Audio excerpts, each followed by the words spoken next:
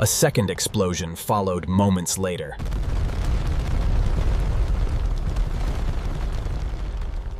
Sections of the roof ignited.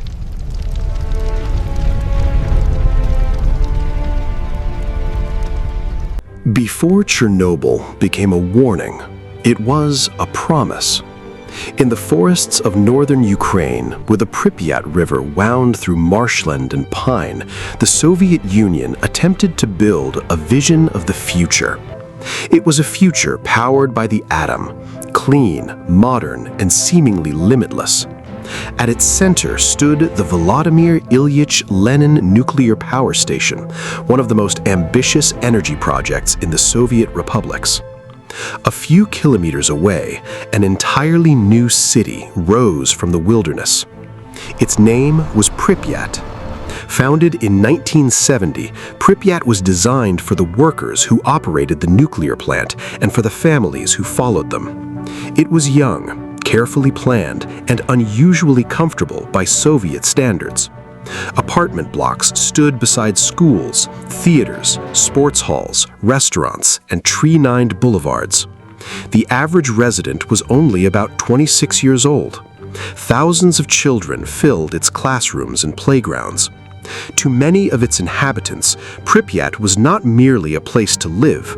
It was proof that science had conquered uncertainty. At the edge of the city, 4 enormous nuclear reactors generated electricity for the Soviet grid. 2 more were being constructed. Each operating unit used a Soviet-designed reactor known as the RBMK-1000, a vast graphite-moderated machine fueled with uranium and cooled by ordinary water.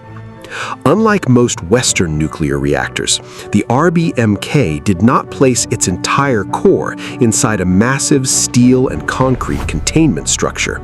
Instead, hundreds of individual pressure tubes passed vertically through an enormous graphite block. The design allowed fuel to be replaced while the reactor remained online, making it efficient for power production.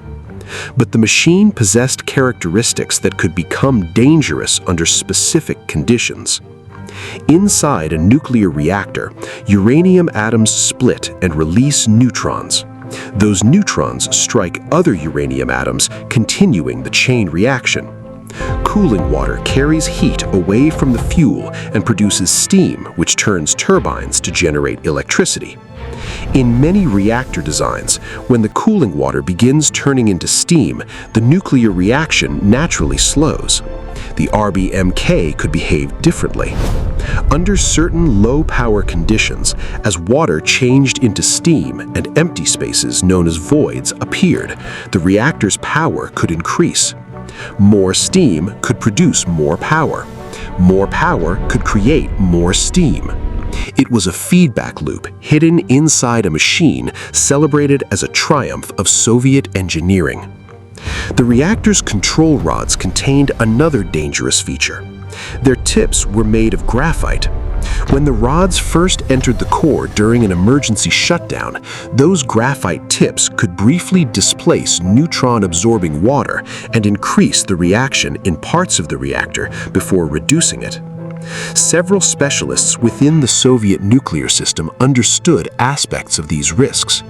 Earlier incidents at other RBMK facilities had offered warnings, but critical design information was not fully communicated to the operators responsible for running the reactors.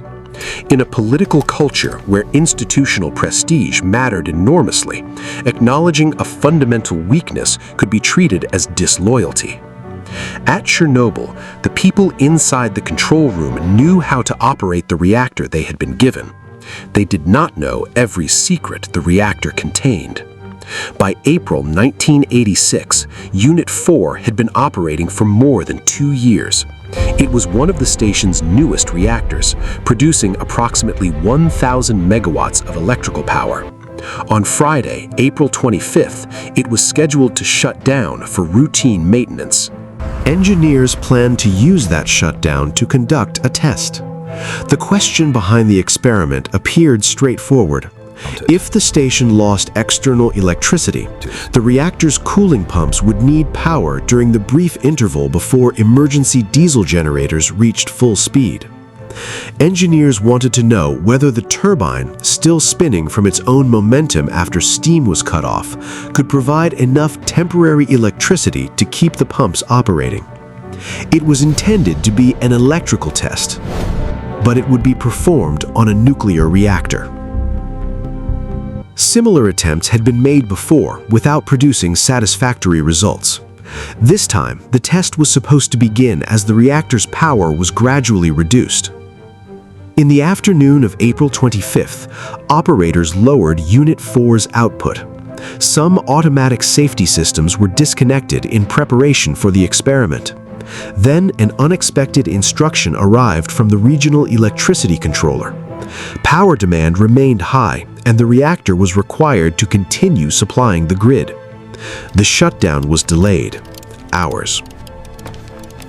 The day crew, which had prepared for the test, began leaving. The evening crew inherited the delay. Eventually, the experiment passed to the night shift, a smaller team that had expected to supervise a reactor already moving toward shutdown. Among those present was Deputy Chief Engineer Anatoly Dyatlov, an experienced nuclear specialist with a reputation for being demanding and uncompromising. The shift supervisor was Alexander Akimov. One of the younger operators, Leonid Toptanov, controlled the reactor's power. Shortly after 11 p.m., permission finally came to continue reducing output. The operators aimed to stabilize the reactor at a low level before beginning the turbine test. But the long delay had changed the internal condition of the core. Xenon-135, a substance produced during reactor operation, had accumulated. Xenon absorbs neutrons extremely well, acting like an invisible brake on the nuclear reaction. As the power fell, the xenon effect became stronger. Then, shortly after midnight, reactor power plunged far below the intended level. The exact combination of automatic regulation, operator action, and xenon poisoning remains technically complex, but the result was unmistakable. Unit 4 had fallen into a condition from which standard procedure should have required the test to be abandoned. Instead, the operators attempted to restore power. To overcome the neutron-absorbing xenon, they withdrew more and more control rods from the core. Slowly, the reactor began to recover, but it stabilized at approximately 200 megawatts thermal, far below the level originally envisioned for the test. The reactor was now operating in a deeply unstable state. Additional circulation pumps were activated. The increased water flow reduced steam formation and lowered reactivity, forcing the operators to withdraw still more control rods to maintain power. Safety margins were shrinking, but the control room lacked instruments capable of clearly displaying some of the most important measurements in real time. Alarms appeared. Warnings were acknowledged. The test continued. Outside, Pripyat slept. Lights glowed behind apartment windows. Children lay in their beds. Workers returning from evening shifts crossed quiet streets beneath the spring sky. No siren sounded. No public warning was issued. Inside Unit 4, nearly every decision had narrowed the distance between routine operation and catastrophe. Yet from the control room, the reactor still appeared manageable. Water continued flowing. Pressure remained within expected ranges. The turbine stood ready. At 1:23 a.m. on April 26th, the operators reached the final stage. Steam to the turbine was about to be shut off. The massive generator would begin slowing. Its remaining momentum would power the pumps, and the instruments would record the results. The test would last less than a minute. At 1:23:04, the turbine valves closed. For several seconds, nothing appeared catastrophic. Then the pumps began losing power, more water turned into steam. Inside the RBMK core, the invisible feedback loop awakened. And beneath the floor of the control room, a machine weighing thousands of tons began accelerating toward a point from which no human being could bring it back. As the turbine slowed, the electricity reaching several coolant pumps declined. Water flow through the reactor decreased, and steam began forming inside the fuel channels. In most reactors, that change would have weakened the nuclear reaction. Inside Unit 4, it strengthened it. The RBMK's positive void coefficient meant that as cooling water became steam, fewer neutrons were absorbed. More neutrons remained available to split uranium atoms. Power increased. That increase created additional heat, producing even more steam. A dangerous cycle had begun. In the control room, instruments started moving rapidly. The reactor's behavior was no longer stable, but the transformation was unfolding in seconds. Operators had little time to understand what was happening beneath them. At approximately 1:23:40 a.m., the emergency shutdown button, AZ5, was pressed. The command should have ended the reaction. More than 200 control rods began descending into the core. But because of their design, the graphite tips entered first. In the lower portions of the reactor, they displaced neutron-absorbing water before the rod's absorption sections could arrive. For a brief instant, the emergency shutdown increased reactivity. In a stable reactor, that effect might have remained manageable. Unit 4 was not stable. Most of its control rods had already been withdrawn. Steam voids were multiplying. The power distribution across the core had become violently uneven. The reactor surged. Measurements from the final moments could not survive the destruction, and the exact peak remains uncertain. But within seconds, the power rose to many times the reactor's intended maximum. Fuel pellets shattered. Cooling tubes ruptured. Water flashed into steam. Then, the first explosion tore through the reactor. The enormous upper biological shield, a steel and concrete plate weighing more than 1,000 tons, was lifted and displaced. Fuel channels broke open. The roof of the building was destroyed. A second explosion followed moments later. Burning material, shattered graphite, pieces of nuclear fuel, and fragments of the reactor core were thrown into the night. Sections of the roof ignited. The reactor building opened directly to the atmosphere. For the first time in the history of civilian nuclear power, the exposed core of a large operating reactor was burning beneath an open sky. In Pripyat, residents heard the blasts. Some walked to windows and balconies. From a distance, the damaged building produced an otherworldly glow. Flames rose above the station. A column of smoke climbed into the darkness. Few understood what they were seeing. Do you know what happened down there? I'm sure it is nothing serious. The AZ5 button failed. We have a scram failure. The gauges read maximum. Get the pumps running now. At the plant, confusion dominated the first minutes. The idea that the reactor itself had been destroyed seemed impossible. Operators were trained to believe that such an event could not happen. Some assumed a water tank had exploded. Others believed the core remained intact and desperately tried to pump cooling water into a system that no longer existed. Alexander Akimov and Leonid Toptunov remained at their posts. They worked to restore water flow, attempting to obey emergency procedures even as radiation flooded the building. Around them, men entered corridors filled with steam, debris, and invisible contamination. Some touched graphite fragments without understanding that they had come from the reactor core. Others crossed areas where radiation levels were so high that a lethal dose could be absorbed within minutes. Many radiation instruments could not measure the true intensity. Their needles simply reached the maximum limit.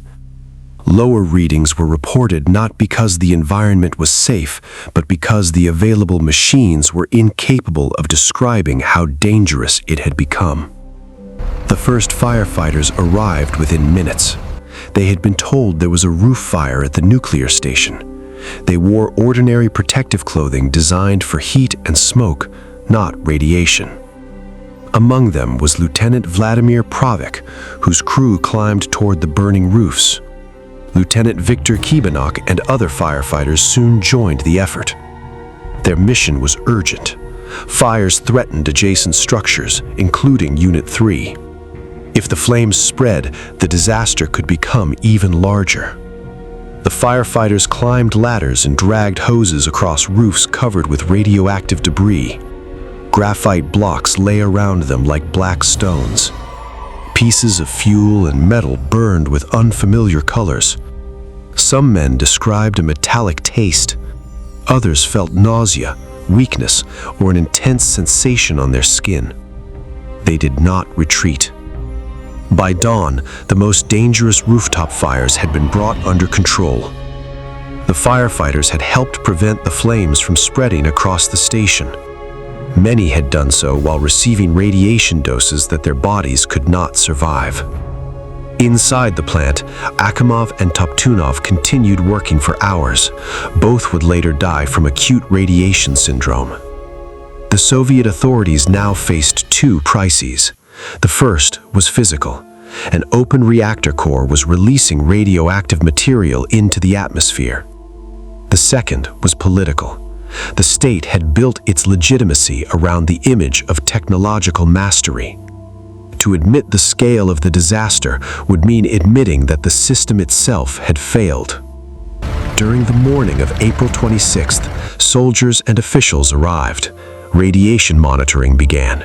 Roads were controlled. Yet Pripyat's residents received no immediate explanation. The city continued almost normally.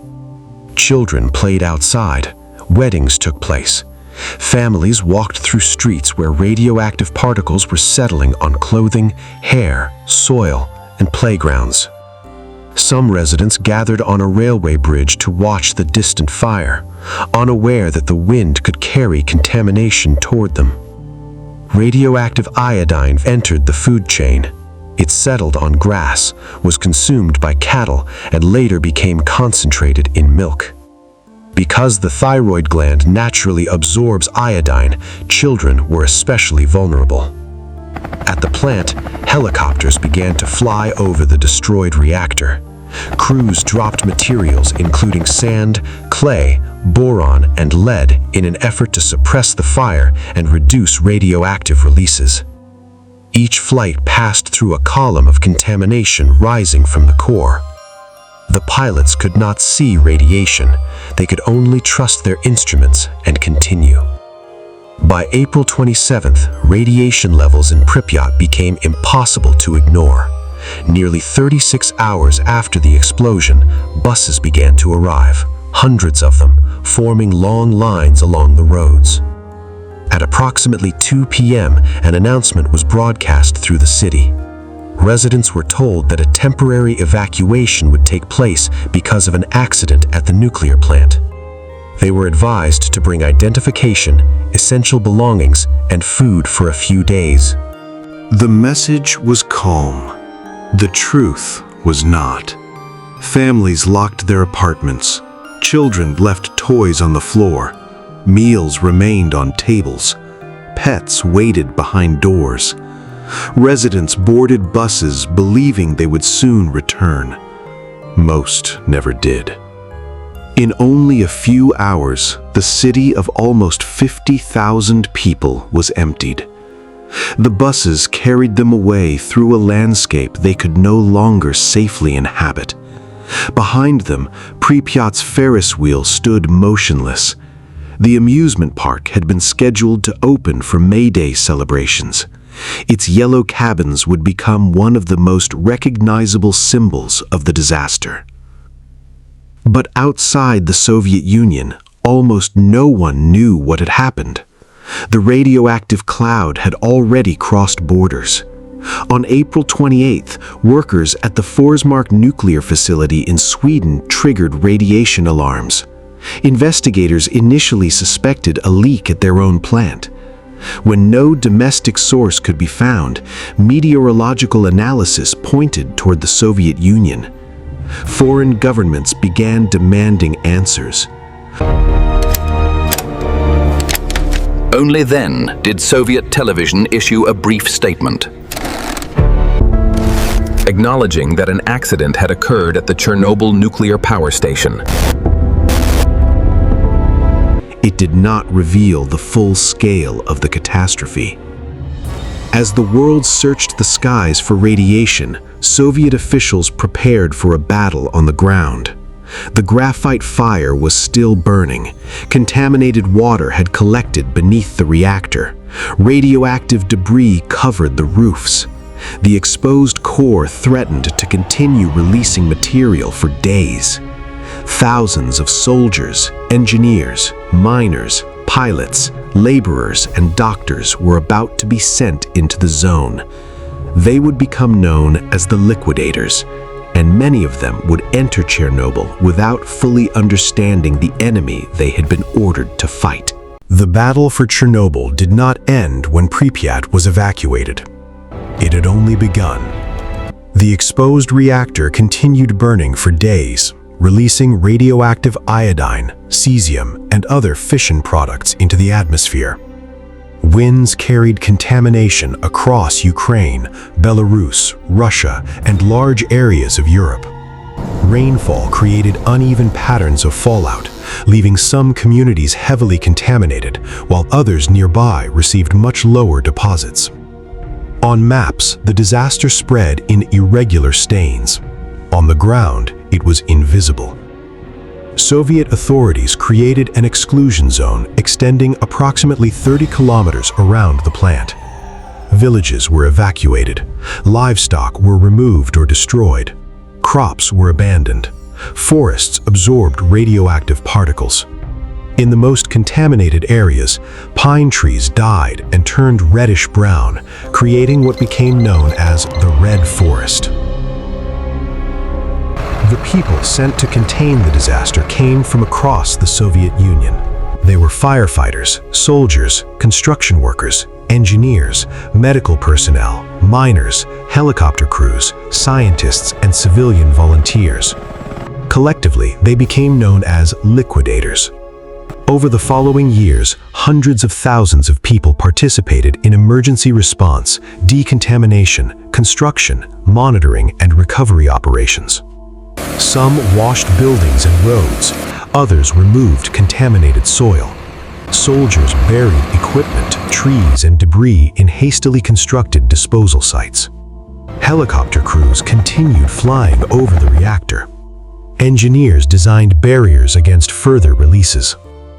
One of the most dangerous problems lay on the roofs near Unit 4. Explosions had scattered fragments of graphite and nuclear fuel across elevated surfaces where radiation was extreme.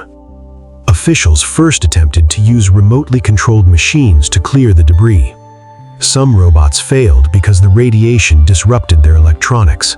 Others became trapped or proved too difficult to operate. Human beings were sent instead. They were sometimes called bio-robots. Wearing improvised protection, men ran onto the roofs for extremely short shifts, sometimes less than 2 minutes.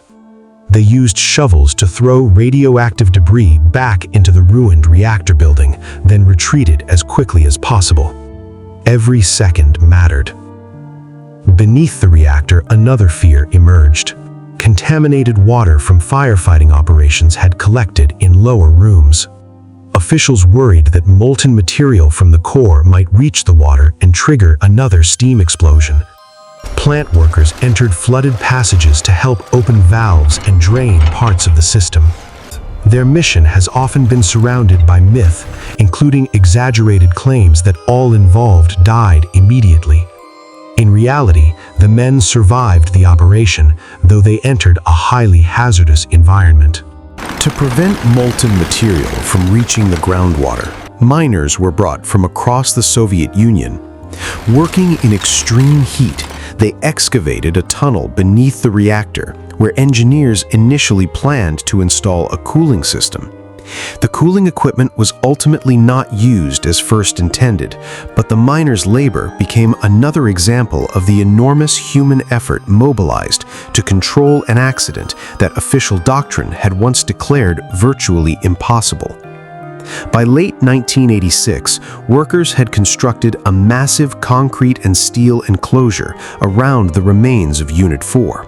It became known as the sarcophagus. Built under emergency conditions and intense radiation, the structure isolated much of the destroyed reactor from the environment, but it was never designed to last forever. Inside remained radioactive fuel-containing material, unstable debris, and portions of the original building.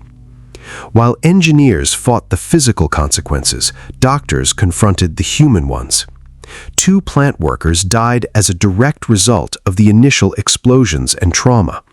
Of the plant personnel and emergency responders who received the highest doses, 134 were diagnosed with acute radiation syndrome. 28 died within the first months from radiation injuries, while others suffered severe burns, bone marrow damage, infections, and organ failure. The firefighters and plant workers transported to hospitals in Moscow became the disaster's first internationally recognized victims. Their bodies had absorbed an enemy that could not be removed by washing the skin or changing clothing. But the long-term health story was more complicated. Radioactive iodine released during the accident entered the bodies of many children through contaminated milk and food. The thyroid gland, which uses iodine to produce hormones, could not distinguish radioactive iodine from its stable form. In the years that followed, a major increase in thyroid cancer appeared among those who had been children or adolescents in the most affected regions. Fortunately, thyroid cancer is often treatable and survival rates were high. Yet thousands of families endured surgery, lifelong medication, medical monitoring, and the fear that an invisible exposure from childhood might continue shaping their future. The total number of deaths attributable to Chernobyl remains debated because radiation-related cancers can be difficult to distinguish statistically from cancers that would have occurred naturally. International scientific assessments have produced estimates for higher exposed populations, while other researchers and organizations have argued for larger totals. What is not disputed is the scale of disruption. Hundreds of thousands of people were evacuated or permanently resettled. Communities lost homes, farmland, employment, and social networks. Families carried the stigma of being Chernobyl victims. Anxiety, depression, alcoholism, social isolation, and fear of genetic damage became the disaster's psychological legacy. Radiation harmed bodies. Secrecy harmed trust. In the months after the explosion, Soviet authorities searched for individuals to blame. Plant Director Viktor Brukhanov, Chief Engineer Nikolai Fomin, and Anatoly Dyatlov and several others were prosecuted. Operator violations and poor decisions had contributed to the accident. But later international investigations made clear that the original explanation had been incomplete. The reactor itself had serious design flaws. The dangerous positive void coefficient, the graphite-tipped control rods, inadequate safety information, weak regulatory independence, and a culture that discouraged open criticism had all helped create the catastrophe. The 1992 INSAG-7 assessment shifted substantial responsibility away from a story of simple operator recklessness and toward a broader failure of design, communication, and nuclear safety culture. Chernobyl was not caused by one mistake. It was caused by a system in which many mistakes could align without being stopped. The disaster forced major changes. Remaining RBMK reactors were modified. Control rod designs were altered. Operating procedures became stricter. International agreements were developed to improve rapid notification and emergency assistance after nuclear accidents. Nuclear organizations increasingly emphasized safety culture, the principle that uncomfortable information must be reported, questioned, and acted upon before it becomes a crisis. Politically, Chernobyl also weakened public confidence in the Soviet state. General Secretary Mikhail Gorbachev later described the disaster as one of the forces that exposed the failures of secrecy and accelerated the pressures already threatening the Soviet Union. The last operating reactor at the Chernobyl plant was finally shut down in December 2000. Yet Reactor 4 remained. Over time, the hastily built sarcophagus deteriorated. An international engineering project was launched to construct a far larger protective structure, the new Safe Confinement. Built nearby and then moved into position over the original shelter, the enormous steel arch completed its final commissioning tests in 2019. It was designed to limit radioactive releases and allow the dangerous remains inside to be gradually dismantled. More than 30 decades after the explosion, humanity had built a second monument over the first. Today, Pripyat remains empty of permanent residents. Trees grow through abandoned roads. Paint peels from classrooms. Family photographs, furniture, books, and broken toys remain scattered through buildings that were once symbols of progress. Nature has returned, but the landscape is not healed in the ordinary sense. Some radioactive materials decayed quickly.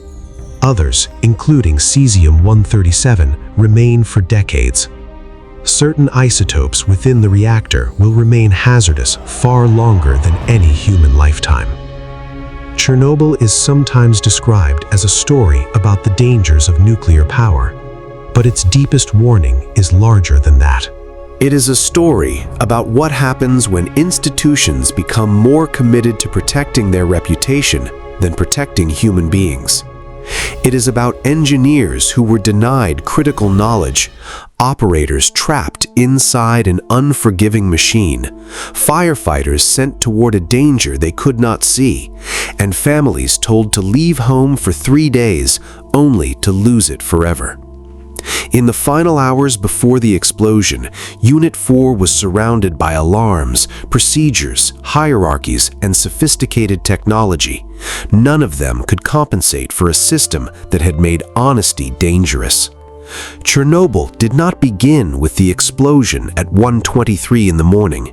It began years earlier in concealed reports, ignored warnings, flawed assumptions, and the belief that admitting weakness was more dangerous than allowing weakness to remain. And that may be why its abandoned city still speaks so powerfully, not because it shows us a world destroyed by technology, but because it shows us what technology becomes when truth is removed from the room.